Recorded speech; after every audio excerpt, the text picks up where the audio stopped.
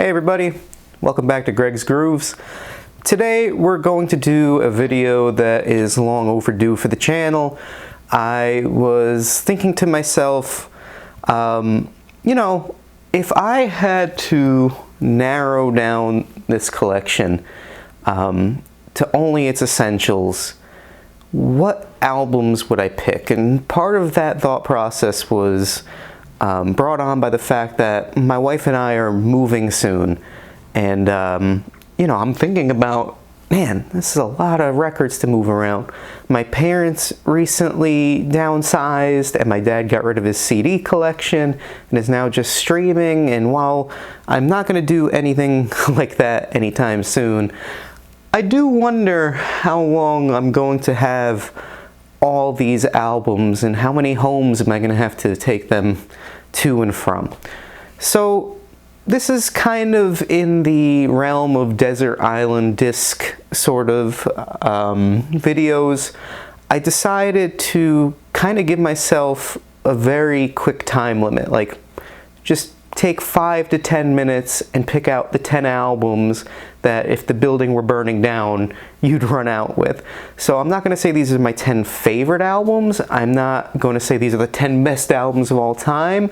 But these are the 10 albums that I think if I couldn't listen to anything else for the rest of my life, I would still find enough variety and interest and re-listenability in these albums to be at least somewhat content. So, without further ado, here we go. Number 1 on my list, and this is in no particular order, it's not, 10 to 1, it's just 10 in random order. But the first one, What's Going On by Marvin Gaye. My dad, growing up, played at least as much Motown and R&B as he did rock music, and this was one of the first albums, he had it on cassette, that I gravitated towards and played in its entirety from beginning to end. There were a lot of albums in my early days of music listening that I would latch on to a song or two. But this was an album that, just the whole thing, the song cycle, the interconnectedness of it, even as a small child, it wasn't lost on me that this was essentially a concept album. Now, I didn't know that Marvin Gaye was singing about the Vietnam War or what life is like in the United States for people of color. I didn't get that as a small kid. I just knew that the songs were amazing, that there was a unity of aesthetic almost in the sound, and while each song is different, it has this sort of through line. And then, of course, there's indelible songs in here. What's Going On, Inner City Blues, Mercy Mercy Me, and then some of the tracks that aren't necessarily ones you're going to hear on the radio, Flying High in the Friendly Sky, What's Happening Brother, just incredible. There's not a single bad song on the album. And in fact, almost every song on the album gets airplay on some radio station or another. But it's just beautifully constructed. It wasn't until I got older and got the CD, my dad replaced his taste with CDs, that I really appreciated the album artwork, the brooding nature of Marvin standing in the rain in his raincoat. On the cassette you couldn't see it all that well. And that just kind of brought it all home. It's really a perfect album. Maybe my vote for greatest album of all time. But I say that about this album, then I'll say that about another album. It's very hard for me to choose. I have a MoFi copy, and despite all the things that they've been through, it's a fantastic sounding copy. Though I will say, this is probably like 10 years old. The cover is already cracking, and I'm pretty careful about how I store my records. It says, Special Limited Edition number 01716, so 1716. I expected it to hold up a little bit better than this. I probably paid $40 at the time I bought this, but what are you gonna do? So, first desert island disc, What's Going On. Marvin Gaye. Already mentioned it on the channel too many times to count. My next Desert Island disc, or discs, it is a double album, but I don't think we're going to get that pedantic about it. Quadrophenia by The Who. This I can say without any trepidation is my favorite album of all time. I am not trying to make the case it's the best album of all time. I'm not even going to try to make the case that it's The Who's best album. Most people would believe that that's Who's Next. But it is my favorite album. This album got me through the most difficult times of my adolescence, as I think it has for many people. And if we're talking Desert Island discs, I gotta have something from my favorite band. And I thought about Who's Next. I thought about Live at Leeds. But I did decide that I would kind of keep these Desert Island discs studio albums. I don't know why. That just seemed to make more sense to me. And if I'm gonna pick something from my favorite band, might as well pick my favorite album. I'm gonna do a much more thorough video on Quadrophenia at some point. I'm still kind of planning it out and outlining what I want to say about it, because I feel like I could probably sit here and talk about it for an hour, and nobody wants to watch that. But yeah, this is number 2 of my Desert Island discs, The Who, Quadrophenia. Number 3, Peter Gabriel. So, look, it might be one of the more commercially successful of Peter Gabriel's albums, and if you're a big fan of early Genesis, and you're a big fan of Peter Gabriel's untitled albums, you probably think this is a pretty noob pick. I like all those albums. I can tolerate some early Genesis. I love the Scratch album. But the songs in this album are just so beautiful. Red Rain, In Your Eyes, 2 of the most gorgeous songs maybe ever written. And then you have some more up-tempo, Sledgehammer, Big Time. I mean, who could forget those music videos? Even though they're before my time, they've become part of the cultural landscape. 1986, the album comes out. It's also the year my sister was born. And I don't know, I think I've played this album so many more times than other Peter Gabriel albums that maybe I should appreciate artistically more. But at the end of the day, I like a lot of things that became commercially successful. They became commercially successful for a reason.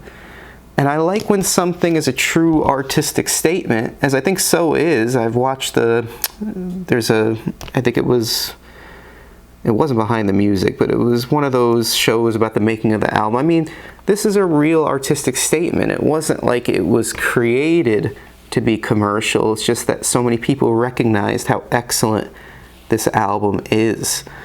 And even if all you know of Peter Gabriel is In Your Eyes from watching Say Anything or something, you can appreciate the rest of this album, and I highly recommend, if you don't own a copy, going out and getting one. So that's number 3. Number 4 on my list of Desert Island discs, Revolver.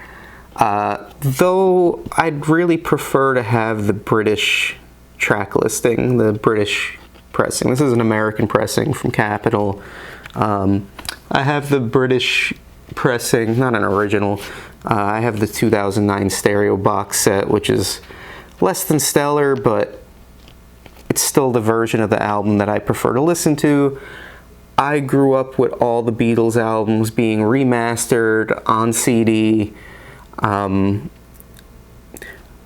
maybe re-released on CD, like the late 80s, early 90s CD copies and the regular jewel cases, and it was all the British versions of the album. Now, my dad had some of the American versions of the albums on cassette, like Something New he had on cassette, so I didn't really understand the difference between American Capitol Beatle albums and British EMI Beatle albums, I was always like, why is there so many songs on Something New from A Hard Day's Night and vice versa? Like, I didn't get that until I was a little bit older. But yeah, the British pressing of Revolver would be on my Desert Island discs. It's my favorite Beatles album.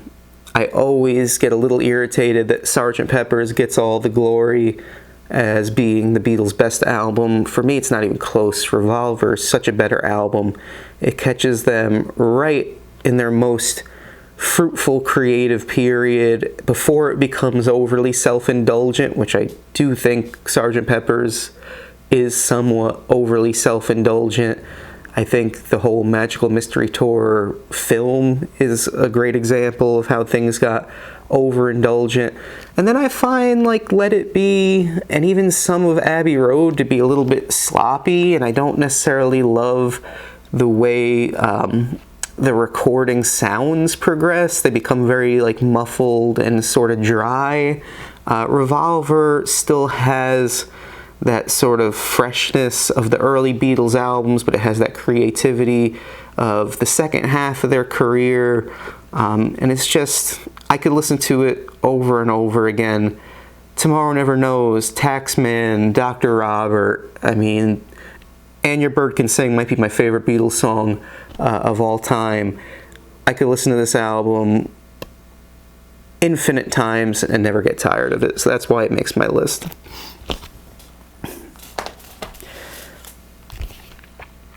Back to Motown for number 5.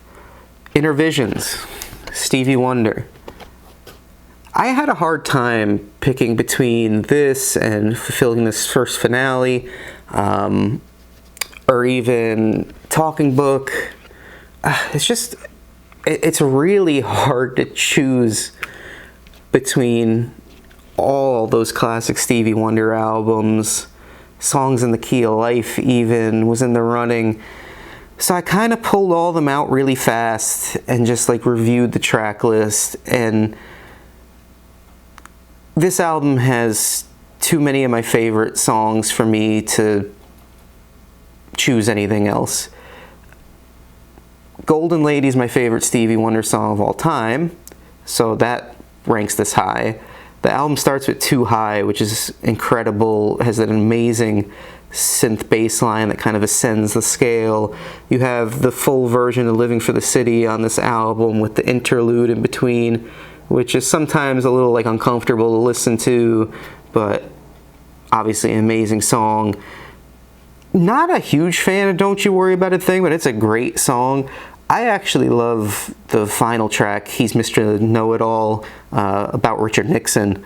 I didn't know it was about Richard Nixon until, I did some research as I got older.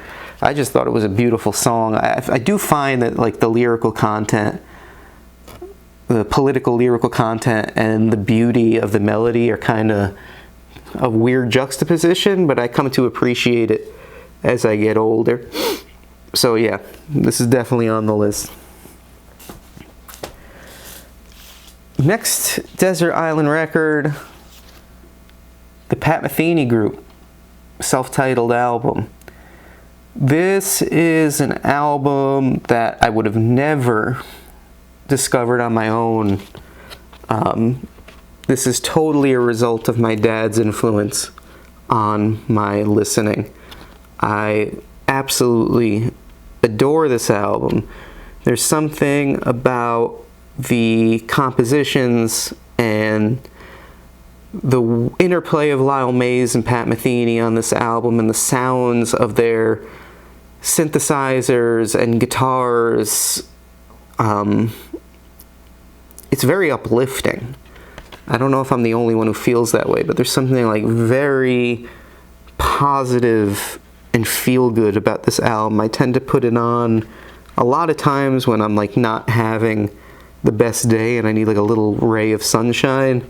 This album definitely does it for me. And while I'm not like the world's biggest jazz fusion fan, this is definitely an album in that sort of style that I can't live without, so it makes the list. Next, we have the Cars debut album. I debated between this and Candy-O. You can't go wrong with either. But, I mean, the Cars debut album is maybe a perfect album. Basically, it's like single after single after single after single. And then the songs that aren't singles should have been singles. Like, Bye Bye Love is my favorite song on the album. You know, I think at its weakest points, you still have like Moving in Stereo, which maybe is a bit of a novelty, but still a great listen. I mean, side one just reads like a top of the charts from 1978. Good Times Roll, My Best Friend's Girl, Just What I Needed. I mean, you're starting out with 3 of the best new wave songs of all time, and they're all from one band on one album, which is pretty remarkable. And the production, the almost perfection of the way this album is produced and recorded and performed, it's really quite incredible. This had to be on my list. Staying sort of within that new wave 1978 sort of mode, though very different style to me, you know, a little more pub rock, a little more biting, more into that sort of pseudo-punk thing. We got Elvis Costello, this year's model. This copy's in great shape as far as the vinyl, but yeah, someone has written all over it. It says either Chaos misspelled or K-A-O-S, or I don't even know what the back says. S-A-O-K, I don't know. But this album, I've probably, of all Elvis Costello albums, and I love My Aim Is True, great debut, Armed Forces, great album. This is probably the one I've listened to the most. No Action, the opening track, so up-tempo, so energetic, so in your face. When I would play drums, I would often put that on as just like a way to like start getting the blood pumping. You can really get into that. And then obviously in the American version you have Radio Radio. You have, you know, Elvis's lyrics are just unbelievable. I mean, Lipstick Vogue, everything is so biting and tongue-in-cheek, and I could go on, but yeah, I had to pick an Elvis Costello album, and this is the one I chose.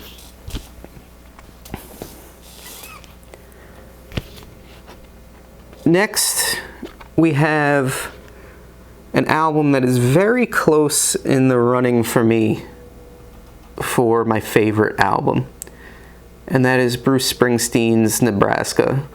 If you very quickly polled me and said, what's your favorite album? I'd say The Who, Quadrophenia. And if you said, what's your second? I'd probably say Bruce Springsteen, Nebraska. I'm assuming if you've seen anything on this channel, or if this is coming up for you, you'll know the story behind Nebraska. Recorded on cassette, Porta Studio, in a bedroom in Colts Neck, New Jersey. There is something so haunting about this whole album, whether it being inspired by the Charles Starkweather murders or the movie Badlands, or just where and how Bruce recorded them, or his own depression. I don't know. It's a perfect unintentional artistic statement. The songs on here were meant to be demos. They were recorded at the wrong speed. They were mastered off a boombox, essentially. It proves that incredible songwriting does not require super high fidelity to have an impact on an audience. And I know Bruce gets a lot of flack for his songwriting, for his persona, for whatever it is, you know, the whole the boss thing. I think a lot of people who feel that way about him have never listened to this album. And while I could talk about all the songs, I'm just gonna talk about one because I think it might be the best song ever written, and that's Highway Patrolman, about two brothers. One is a police officer, the other is kind of ne'er-do-well, and just the interplay of their brotherly relationship and their paths in life. I really think it's the most beautiful song ever written. It haunts me every time I hear it. Definitely his best song ever, in my opinion. So that's going in the pile. And then last but not least, I very much enjoy jazz. I don't have the world's most extensive collection. A lot of what I've grown up listening to is a lot of John Coltrane, a lot of Miles Davis. That shouldn't come as a surprise. And I wanted to pick one of those two. So I thought about A Love Supreme. I thought about Giant Steps. But I ended up going with Kinda Blue. And I know this might be a cliche choice. It's like the best-selling jazz album of all time.